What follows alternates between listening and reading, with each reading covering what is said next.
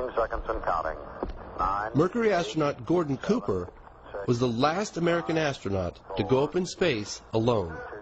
He orbited the planet 22 times. While stationed at Edwards Air Force Base in the early 1950s, Cooper was part of an event that has never been explained. I was having some cameramen film the installation of a precision landing facility we were putting in right on the edge of the dry lake. And this saucer flew right over them and put down 3 little gear and landed out on the dry lake bed. And they went out, picked up their cameras and moved on out toward him filming. And he lifted off, put the gear back in the well, and climbed out at a very high rate of speed and disappeared. By the time they got back with the developed film, I was on the higher and higher and higher level officer talking to me. Finally with the colonel telling me to, when the film arrived at my desk, to put it in the carrier pouch. There would be a courier there at my office by that time already, and they'd arranged for him to fly in our base airplane back to Washington with these films, and do not run prints, etc., etc., etc. Did you watch the film? We didn't have a chance to run it. I had a chance to hold it up to the window and look at it. It was certainly good film. Did you ever keep in touch with anybody about it or discuss it? How would I keep in touch with anybody about it? There's no way within the military or within the government of keeping track of something that is classified unless you're directly involved in it, and I was not.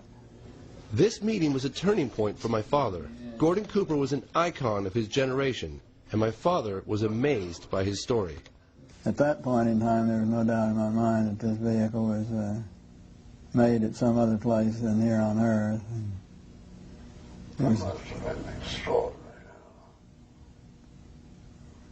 Yeah, well, Buck Rogers and Flash Gordon coming true. After the film was sent to Washington, it was never seen or heard of again.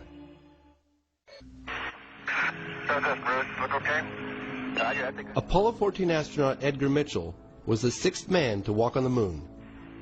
He has met with people in military and government positions from several countries who have privately shared with him information about UFOs. Seem to be well-documented events that represent flying craft that do not match anything we have in an earthbound arsenal.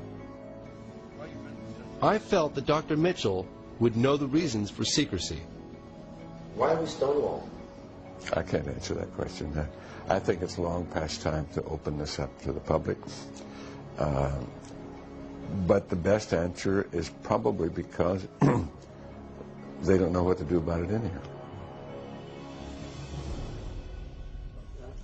My father and I caught up with President Carter at a book signing in San Francisco. What happened to the UFO issue? What happened to it? The UFO issue. I don't really know what happened to it. I saw one, but I don't know what, it just disappeared. Okay. Did you ask when you were president? What is it? Yes, but there's a lot of different answers, and nobody knows has proof of things.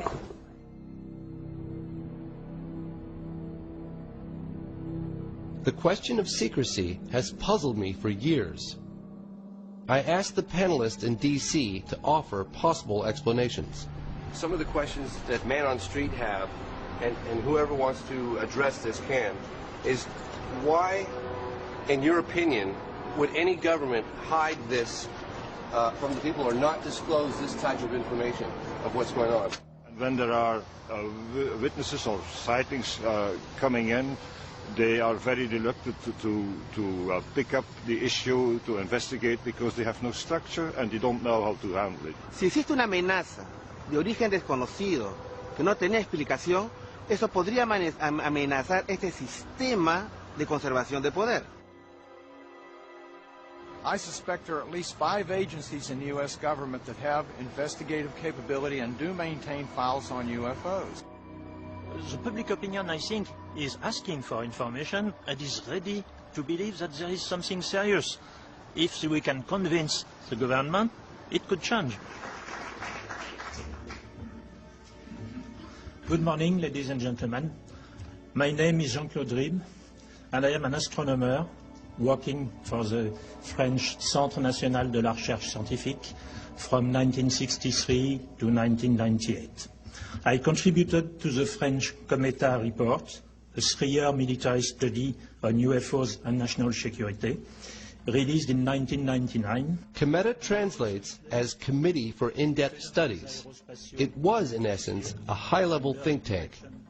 Cometa included such members as 4-star General Bernard Lorlin, who was the former commander of the French Tactical Air Force and military counselor to the Prime Minister, as well as André Lebeau, former president of the National Center for Space Studies, and attorney-at-law Michel Algarin, director of the Cometa Group.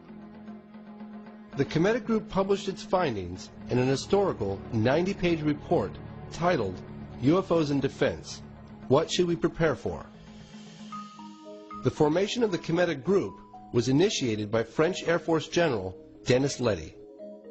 Cometa concluded that about 5% of the cases studied were inexplicable and that the best explanation was what the authors called the extraterrestrial hypothesis. With investigative journalist Leslie Kane, I flew to France to meet General Letty. We met the general at his home on the outskirts of Paris. We went over some of the more puzzling encounters that led the group to their conclusions. And he saw the disc OVNI. Pilot sightings confirmed by radar. Going very quickly out of his sight. And cases involving soil and plant analysis from landing sites. I had looked into one of these cases myself. Farmer Renato Nicolai from Trans-en-Provence reported that a disc-shaped object landed in his garden in the late afternoon. La forme, c'était comme si on posait deux assiettes, l'une sur l'autre. When he told his wife, she assumed he had heat stroke and had hallucinated. However, scientific analysis of the landing site showed high levels of radiation, and when I visited the site back in 1999, almost 20 years later, nothing had grown in that spot.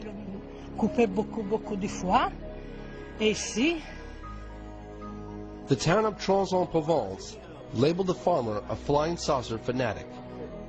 Je peux pas dire que c'était une soucoupe volante, que c'était... J'ai vu quelque chose, il s'est posé, il est reparti. What we're looking at? I mean, what is this photograph? General Letty also shared with us some impressive photographic cases. One of these was featured on the cover of the Cometa report. So it's mapping, is it mapping the ground? Mapping the ground. And developing... A mapping plane from the government of Costa Rica was flying at 10,000 feet. It had a high-resolution camera running automatically under the fuselage, taking a picture every 17 seconds. On one of the frames, this object was captured.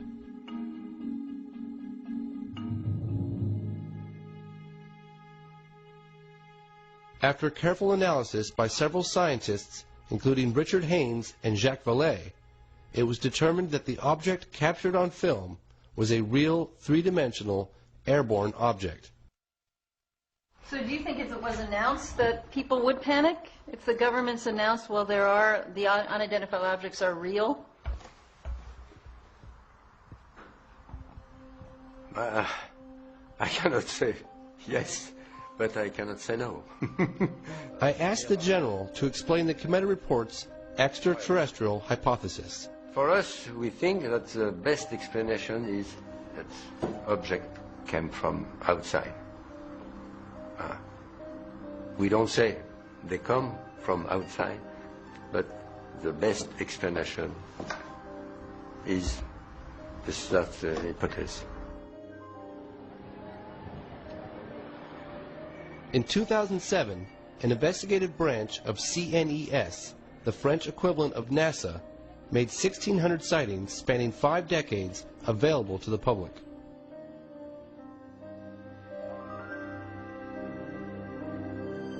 I asked CNES for an interview. I wanted to know who allowed the release of these files and why. C'est le président du Centre national d'études spatiales, quand il a décidé de remettre en route l'activité du GEPAN, de réorganiser, qui a donné comme mission de travailler de façon transparente vis-à-vis du public et des médias. We reviewed several extraordinary cases. Some even involved landings. I asked him what his personal beliefs were. Je crois que probablement nous découvrirons dans le futur que peut-être il y a de tout et que certains cas sont peut-être des visites extraterrestres, mais d'autres cas seront probablement des observations naturelles qu'on n'arrive pas encore à expliquer aujourd'hui.